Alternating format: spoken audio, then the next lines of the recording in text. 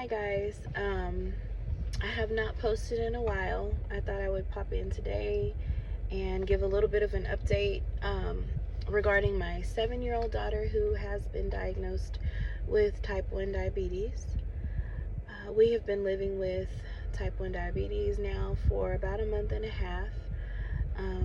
I feel like I've gotten enough under my belt to kind of have this chat for anyone who may be new or just looking to connect with someone who is in the same position, dealing with the same things. So over this month and a half, we have had lots of challenges. I was dealing with nighttime lows for quite a while, and still do. I mean, in a 7-day time frame, she goes low maybe twice every night or twice that week.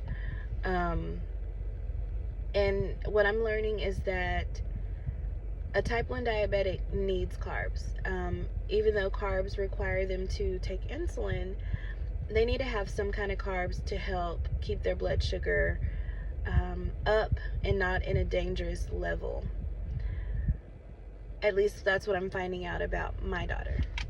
If I give her a low carb dinner and she goes to bed without having any type of carb, she's gonna go low. Something that was concerning for me was Halloween. She's 7. She was so excited about her costume and going trick-or-treating and candy. I was thinking, oh my God, this is gonna be a mess. But it really wasn't. I bolused her before we went trick-or-treating. I asked her, what's your favorite candies? What do you think you're gonna have? If you get a chocolate bar, do you want that? Like, are you gonna eat that? And she's like, no, I just like Reese's, and I like this, and I like that. So I gave her a few units before we went trick-or-treating. When I saw her getting low as we were walking, I gave her candy. It was really not anything to be concerned about. She's not a person, none of my kids are ones that sneak candy and food. They ask me for what they want, I give it to them. It's no biggie. But with that being said, I also keep the candy in the kitchen above the refrigerator, just so that it's not tempting for them to just grab and stuff their mouths. You know what I mean? It still has to be monitored. Exercise is something that lowers her blood sugar. So when she has eaten a heavy meal, or if it's something that I made, like the other day I made burgers and fries. Granted, they're turkey burgers, but the fries, I'm like, do 25 jumping jacks, and she does it, and she's giggling. She thinks it's the funniest thing. And when she does that, her blood sugar will come down.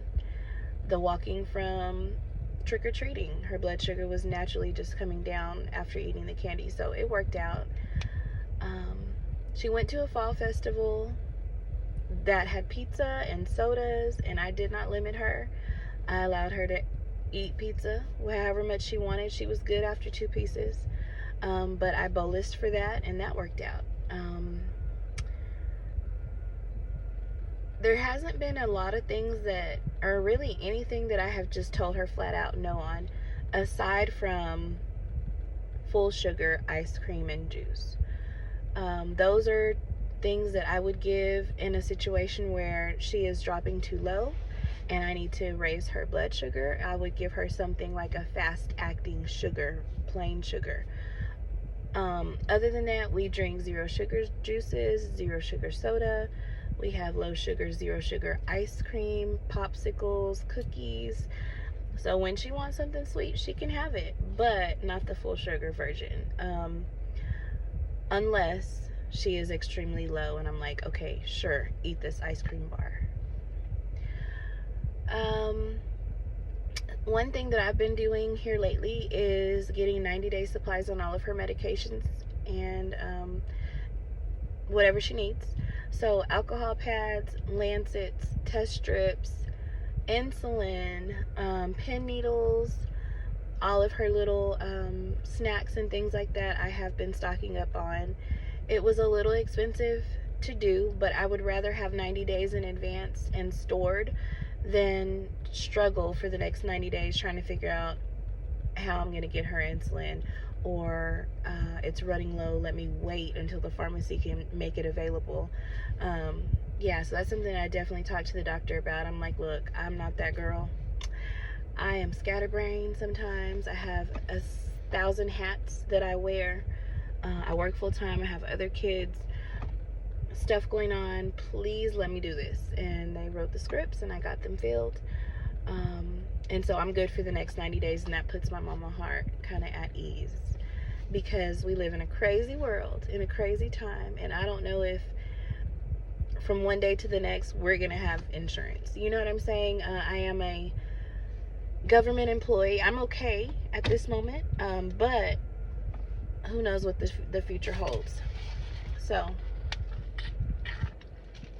that's that.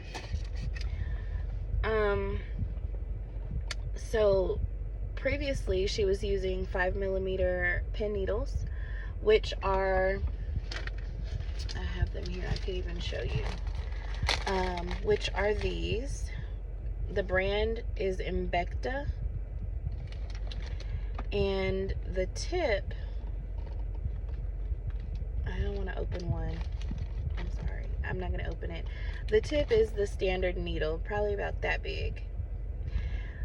She's not a fan of those. The doctor actually recommended that we try these. These are also by Embecta, and they are, you can't read it, but they are 0.23mm by 4mm, 32 gauge by 5 and 32 inches. This needle is about, I mean, teeny tiny, which is crazy that we didn't start with those, but she likes these much better. She says that they hurt much less, even with the Lantus. The Lantus is something that burns a little bit when injected. She says that the burn is even less. So I'm glad that we found those, or the doctor recommended those. We talked to the doctor about a pump, an insulin pump for her, but the doctor really didn't feel the need to prescribe her one, and I'm okay with that, because anything man-made can fail, right? I've had issue with Dexcom. I love Dexcom, don't get me wrong. I am very grateful to be able to monitor her wherever she is and wherever I'm at. I can see her numbers, send her a quick text, let her know to look in her backpack. I put a snack there. I love that. But Dexcom is something that requires a lot of variables to work and function properly. If you're dehydrated, if you're sick, if you're asleep at night and you're laying on the site, your numbers are going to be off. So a pump to me is a little scary, because a pump relies on your CGM. Your CGM tells your pump, hey, this person is at 200. We need to give them some insulin. And if your CGM is incorrect, then your insulin is incorrect, and insulin is way too serious of a thing to miscalculate, if that makes sense. Imagine the CGM says she's 300 and gives her 3 units of insulin, but she's actually 85, and you give her 3 units of insulin, she's going to be in a diabetic coma. So I'm not in a rush to get a pump. I would rather manually issue the insulin. Now that we have the needles that hurt much less, I feel better about that. And she's cool with it at this point, so you know, we're not gonna stress it. We're just gonna keep doing what we're doing. We've lowered her A1C from 11.3 to 7.1. 7.1 is what it was, which is great. It has come down tremendously with healthy eating and now the insulin. So my goal is to continue to lower that number so that she has a greater chance of success and a smaller chance of any side effects, long-term issues from the diabetes. Pump or no pump. We're good with what we're doing right now. Now, in 6 months, that may change. I may come back and say, hey, she's tired of these shots and she wants a pump, and here we are. But we'll cross that bridge when we get to it. What else did I want to talk to you guys about? So we talked about lows. We've been dealing with that. I've kind of gotten that under control. I self-adjusted the Lantus dosage. I don't know if I mentioned that or not, but I self-adjusted the Lantus to 18 units each night at bedtime. The hospital had us doing 20 units, and that was just way too much. That would bottom her out every night. So 18 seems to be working well for us. The doctor was cool with me doing that. She didn't have any issue with that. She's like, hey, you're the mom. You can see what I can't see. So if 18 is holding her and keeping her in range, great. We talked about stocking up on supplies. Okay, we've done that.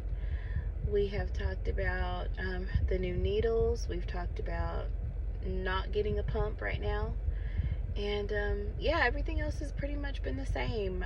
The nurse, the school nurse, and her teacher and I are in communication every day. They have been great. Sometimes when I'm busy working, they notice stuff. They'll text me without hesitation, like, hey, this is going on. Do you want us to correct it or just let it ride? Most of the time, my response is, let's let it ride. Let's see how she does. And she'll usually come down on her own, or the insulin will finally kick in. You know what I mean? There has been an instance, there was one this morning where she was just low. And she had to get like half a soda pop, Coke, wherever y'all at. I don't know what y'all call it. But she had to get something to drink. That happens. Usually when that happens, it's like 2 p.m. after she's had recess in PE. She's dropping. She needs a snack. And so since I've noticed that pattern, I started putting a snack in her little fanny pack every day. And like, hey, if I text you and tell you to eat your granola bar, you have it available to you. We've just been learning, lots of learning. She's not being denied anything. She's eaten cheesecake. She's had pizza. The only things that are a hard no in my household are full sugar juices, sodas, and dessert. I'm not a huge fan of pasta. Pasta is the devil. A small amount of pasta is okay, like a couple of bites, but anything other than that spikes her really high late. So if it's 5:30 and I'm giving dinner and I bolus her for that meal, she won't see the spike from that pasta until 7:30, and that's concerning for me. Because it's too close to bedtime. At 7 years old, she goes to bed at 8:30. So that's too close to bedtime for me to correct any type of spike, especially since she is a person who is low at night. So I just really have been trying to avoid pasta as much as possible, although it was a staple in my household previously. So now I've been trying to find things to substitute our pasta with. Last night I made a spaghetti squash. I enjoyed it. I thought it was good. I could eat it every time I want spaghetti. I'm cool with it, but my kids were not huge fans. So that's probably going to be a no-go. I want to try zucchini noodles opposed to pasta. Never done that before, but if anybody has any tips, tricks, or suggestions, please leave me a comment. Let me know. I have not replaced the bread. In the beginning, I did buy the expensive keto bread, but I will not be doing that. I found a bread that gives her 13 grams of carbs per slice, so she has that for her toast, and I'm cool with that. 13 is not a lot.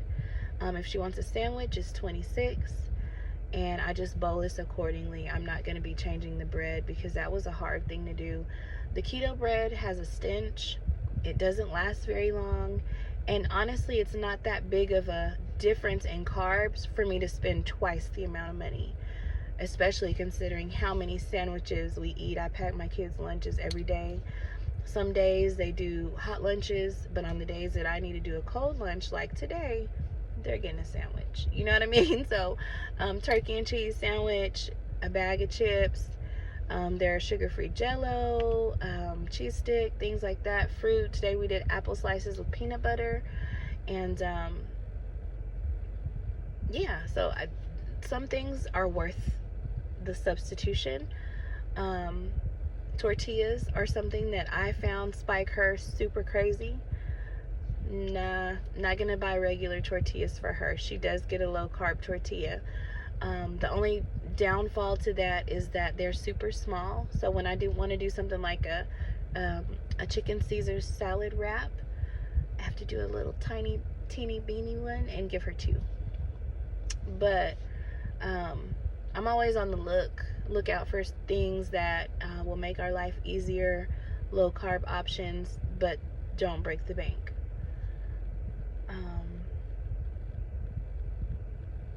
Yeah, that's pretty much it. I don't have a whole bunch to update you guys on. I do want to start vlogging or talking to y'all a little bit more.